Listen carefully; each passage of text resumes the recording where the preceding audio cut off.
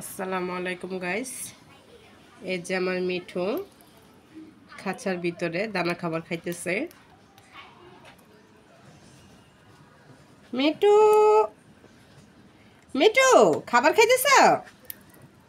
শোনা পাখি মিঠু মিঠু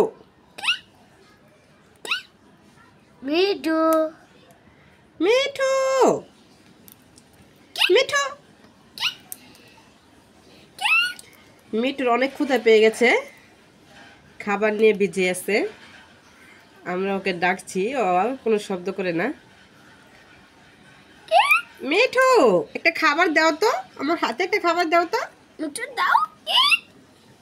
মিঠু মিঠু মিঠু মিঠু মিঠু মিঠু মিঠু দীর্ঘ সময় বাহিরেই থাকে, খাঁচার ভিতরে বেশি সময় থাকে না, শুধু ঘুমানোর সময়টাই রাত্রেবেলা।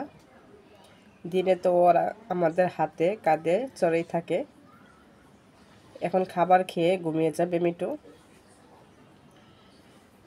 মিঠু এই মিঠু, খাবারের বক্সে নেমে গেছে কেন? মিঠু মিঠু মিঠু মিঠু তো অনেক ছোট, খাবারের বক্সে নেমে যেতে পারে।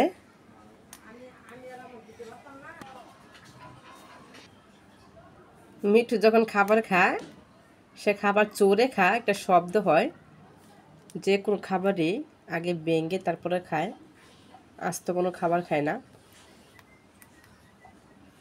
মিঠু মিঠু